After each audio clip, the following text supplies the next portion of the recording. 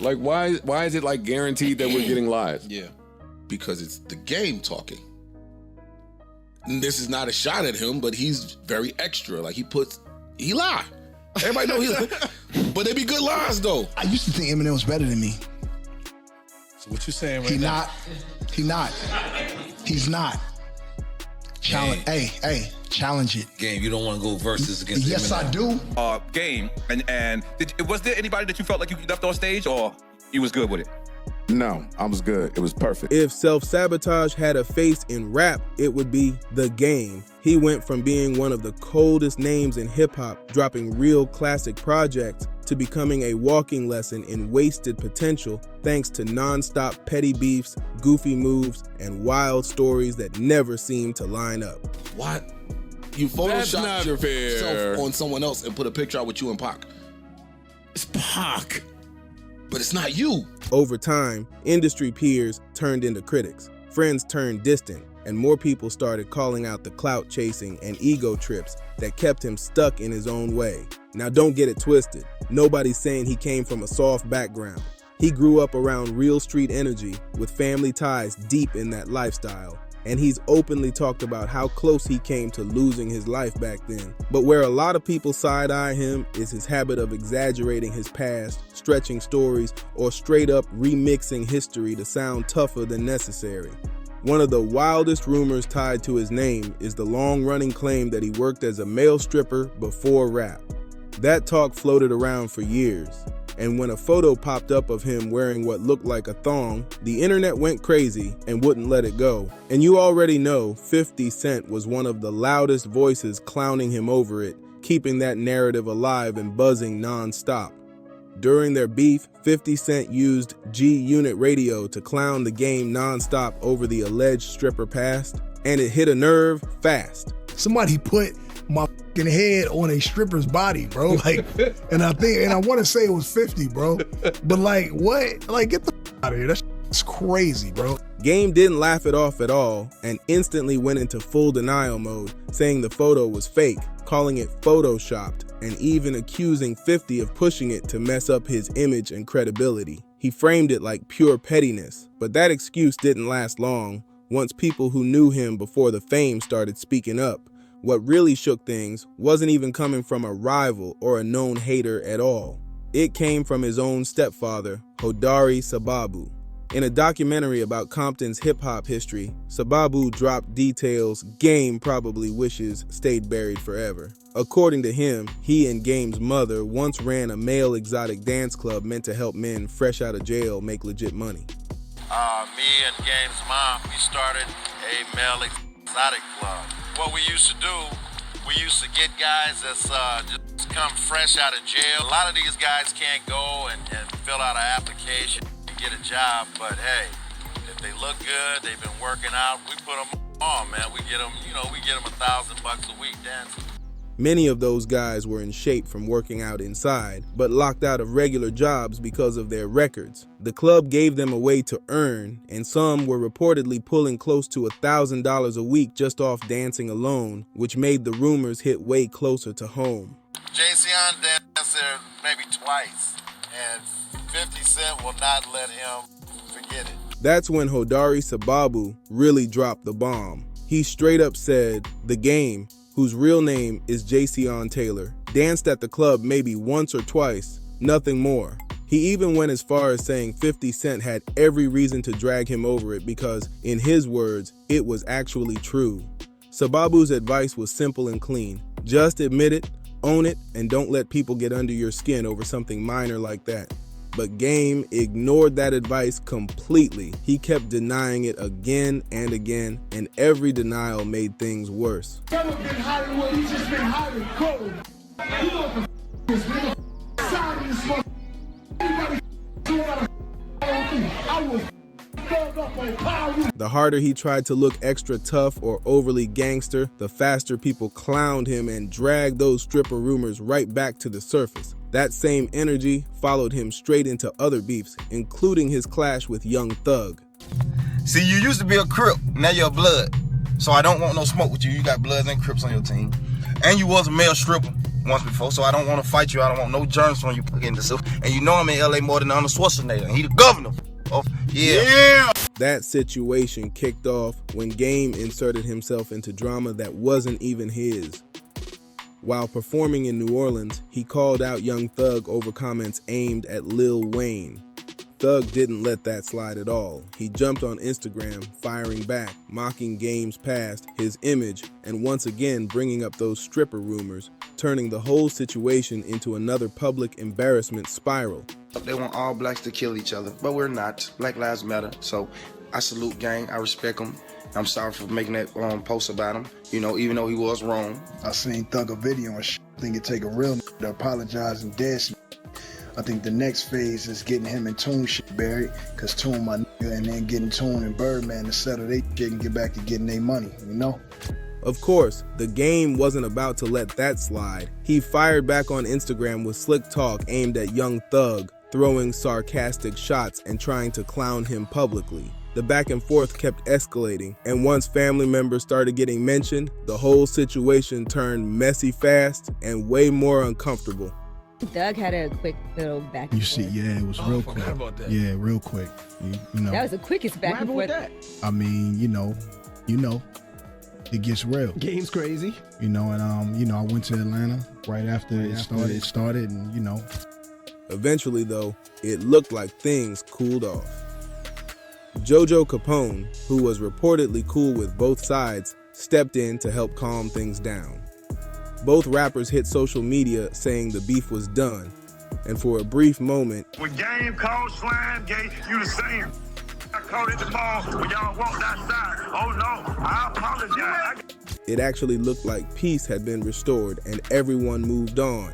But Game couldn't resist jumping back in. Not long after, he went on The Breakfast Club and started bragging about how the beef really ended, clearly trying to paint himself as the bigger man in the situation. That's when the story started sounding shaky again. Young Thug wasn't letting that rock. He jumped back online, called Game out directly, and even dropped a video showing Game apologizing, flipping the whole narrative instantly. To seal it, Pee Wee Roscoe backed it up, saying he ran into Whack 100, Game's manager, at the mall, and the apology happened right there, confirming Game wasn't keeping it real at all. Another messy moment that people still side-eye popped up during the Game's drama with Meek Mill. Most fans remember this one clearly because it also involved Sean Kingston and spiraled fast. Back in June 2016, Kingston was robbed of roughly $300,000 worth of jewelry at an LA nightclub, and coincidentally, both Meek and Game were in the building that same night.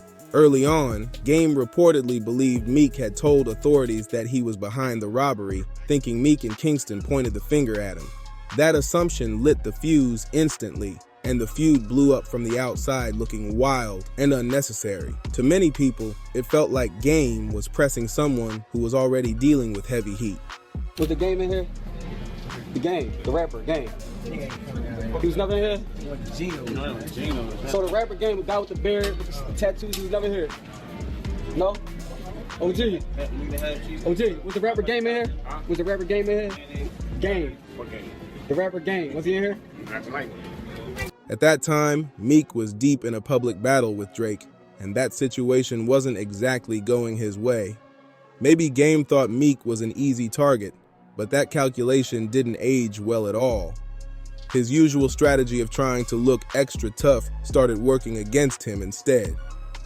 Then you sued the club, called detectives, then you called detectives with Meek on the phone, let them speak to Meek, incriminating me and my entourage saying that we robbed you. I had detectives knocking on my door, my crib. When Meek challenged him to pull up to Philly, Game tried to play it slick by posting a photo of a Philly cheesesteak, hinting that he was already there, but that move didn't convince anyone, and the whole story began falling apart almost immediately, making things look even worse than before. Not long after that post went up, people from Philly pulled up to Max's Steaks, the spot the Game was pretending he had visited, and surprised, he was nowhere to be found. Folks even asked the employees straight up if he had been there at any point, and they confirmed he never showed up at all, exposing another cap in real time. But the mess didn't stop there. Sean Kingston got dragged into it when Game started pointing fingers again. Kingston came out and said clearly that neither he nor Meek Mill told police anything about the robbery and that they never even discussed it together. Game wasn't trying to hear that at all. He posted a video blasting Sean, throwing around accusations and claiming police showed up at his house over Kingston's stolen chain. Kingston clapped back fast, calling out Game's fake tough guy energy and dragging up the long-running stripper rumors again, putting pressure right back on him. Things really collapsed when authorities made it clear that Game was never even considered a suspect in the jewelry case. That meant nobody came to his house, nobody questioned him, and the whole feds knocking storyline was pure fiction. To make it worse, people started side-eyeing a screenshot Game posted on Instagram that supposedly showed missed calls from Meek, with many saying it didn't add up at all, making the situation look even shakier. It really started looking like something he cooked up just for attention. Another case of the Game trying to hype beef that never really existed in the first place. Why did you decide to do the LA over the Butterfly? Cause I got it when I was in New York, but he ain't do it right, you know what I'm saying? And it ended up looking like moth. But his questionable stories don't stop at street talk or rap drama at all. They stretch across almost every corner of his career. Take the infamous butterfly tattoo, for example. Early on, Game popped out with a big butterfly inked on his face, and while it was supposed to mean something personal, it instantly turned into a non-stop joke online. For someone pushing a super hard gangster image, a butterfly on the cheek didn't exactly help sell the story, and people had a field day clowning him. Red rose, white ceiling. No body, no casket, just blood spilling. I ain't a dead president, but I love millions. They like Game when you been. Blood chilling. White ceiling. No body, no casket, just blood spilling. I ain't a dead president, but I love millions. They like Game where you been. Game chillin'. Red rose, white ceiling. Nobody, no casket, just blood spilling. I ain't a dead president, but I love millions. They like Game when you been. Yeah, chillin'. White ceiling. Nobody, no casket, just love millions. They like Game where you been. Then there were the reality TV stunts. A lot of people were surprised to see the Game popping up on dating shows, smiling and flirting for the camera. That kind of move might not seem like a big deal today, but back then, for someone trying to keep up a hard street image, it chipped away at his credibility. Clips from those shows resurfaced over the years, becoming another reason people side-eyed his persona. Actually, he said that he wanted me to meet his mom at his mom's club, and when we got there, I didn't know it was a strip club. Arena, and she's like, you know, get her going on like Arena. Eventually, he covered it up with a star and later transformed it into the Los Angeles Dodgers logo. But even that didn't stop the jokes. It just gave critics more material to work with. When he finally got asked why he changed it, he still didn't keep it all the way honest. Instead of admitting it might not have matched his image, he blamed the tattoo artist, saying the butterfly wasn't done right and had to go. What? You photoshopped yourself on someone else and put a picture out with you and Pac. It's Pac. But it's not you. Most fans weren't buying that excuse at all. A lot of people said they would have respected him more if he simply owned it and said, yeah, it meant something back then, and now I'm in a different place, instead of rewriting the story again. Instead of owning it, he tossed out a flimsy excuse that made it look like he was straight ducking the smoke. And this wasn't the first time people started questioning the Game's authenticity either. If you were around during the mixtape era, you probably remember the whispers about his so-called freestyles. Fans are sharp and they catch patterns fast. People started noticing Game recycling the same bars again and again in what he claimed were off-the-top freestyles. At first, some brushed it off, but after hearing identical lines pop up in different videos and ciphers, it turned into a running joke. For a rapper who prided himself on being lyrical, that look wasn't helping at all. Then came the reality TV moments. A lot of folks were shocked seeing him pop up on dating shows, smiling and flirting for the cameras. Today, that might not raise eyebrows, but back then, for someone pushing a hard street image, it chipped away at his credibility fast. Those clips resurfaced over the years, giving people even more reason to side-eye his whole persona. But one of the most embarrassing moments had to be when he posted a photoshopped picture of himself with Tupac Shakur on Instagram. He made it seem like they had actually met, and fans instantly called it fake. The backlash was immediate, with people accusing him of trying to mislead his followers just to look more connected to a legend, which only made things worse. It's Pac, but it's not you. That's how a lot of people felt when the Game got confronted about that fake photo situation. When asked about it in an interview, he tried to play it off, saying he was just showing love to Tupac Shakur, someone he considers one of the greatest ever. But by then, the damage was already done, and it just stacked onto a long list of moments that had fans rolling their eyes hard. I asked him something about, how do you stay relevant, you know what I'm saying? And I didn't really like his answer. So ever since then, I kind of was just, taking shots here and shots there. Right. So you went up to Jay-Z, he's handing it to me now. You keep that too. I will. That's classic. So you went up to Jay-Z and you asked pretty much, how do you stay relevant? Yeah. All right, and he said, most of you new rappers won't last long anyway. Maybe you should think of another lane. And then there's the never-ending story about how many times Game says he got shot. Over the years, he's told different versions of the same story, and each one comes with new details that don't always match the last. At this point, a lot of people don't even know what's real anymore because he can't seem to stick to one clear account without adding extra layers. To critics, it starts sounding like self-mythologizing meant to boost his street image rather than keep it honest. There's also a darker cloud hanging over his name, with repeated claims from unsigned artists who say he charged them large amounts for mixtape placements or promo promises. According to those stories, after the money changed hands, the promotion never came. Beyond the exaggerated tales, one of the biggest hits to Game's reputation is how often he burned bridges, beefed with major names, and lost respect along the way, leaving his legacy constantly questioned. Just look at his long-running tension with Jay-Z. I think it was more geared towards Ja Rule. Right. Because I remember Ja Rule being on like MTV Cribs saying he had the first Maybach and he was in New York, and at that time 50 was beefing with Ja, and so again I just jumped in. Let's rewind to 2011 when the Game pulled up to Big Boy's neighborhood for an interview.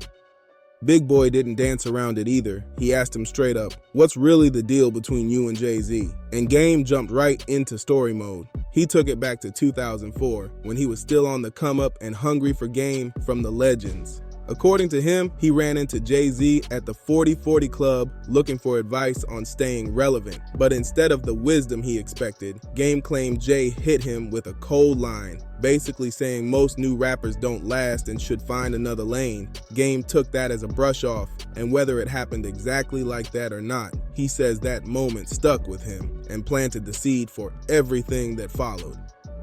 Yeah, I put my verse on your records, I want 700%. I'm coming in for 700%. Now I put my verse on your records, alright? Yeah. Young Guns, set it off. M-Easy, it's like that. From Jay-Z's side, though, the tension may have started even earlier. On Game's debut single West Side Story, one line stood out: "I don't do button-up shirts or drive Maybachs." At the time, Jay-Z was known for both, so it felt personal. Game later claimed the bar was aimed at J. Rule, but by then the speculation was already locked in and the whispers wouldn't stop. You know, when he had issues with Jay, and I got a phone call from him, he was in Amsterdam when he called me back in the States, and I told him, I said, just sit tight, let me see exactly what it's about. You know, I'll get in contact with Jay and see how you know, really what it is. Before I could get back to him, he went on stage and told everybody to suck him off. You know what I mean? And that's not how, I'm not comfortable with that. That's not how I function.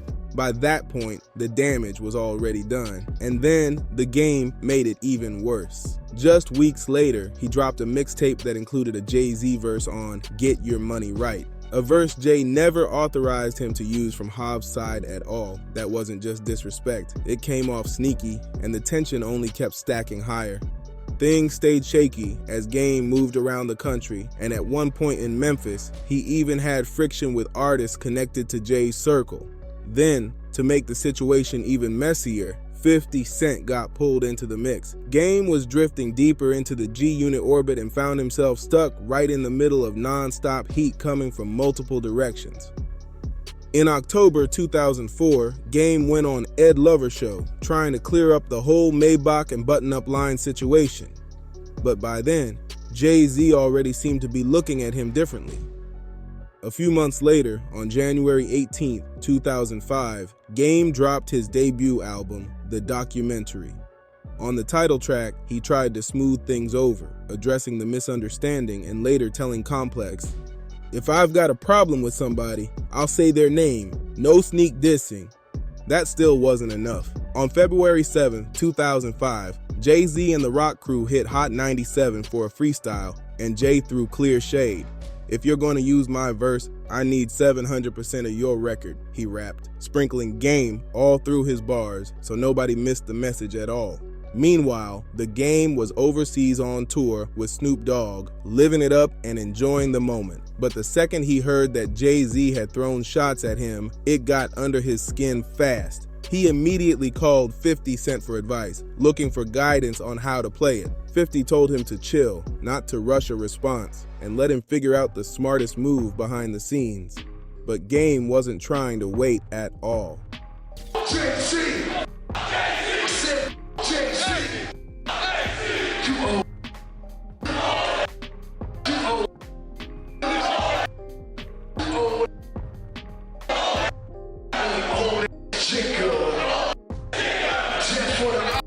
That same night in Amsterdam, he grabbed the mic on stage and went off, dissing Jay-Z and Rastafella in front of everybody. That move instantly annoyed 50, because now he was being dragged into drama he didn't even want any parts of.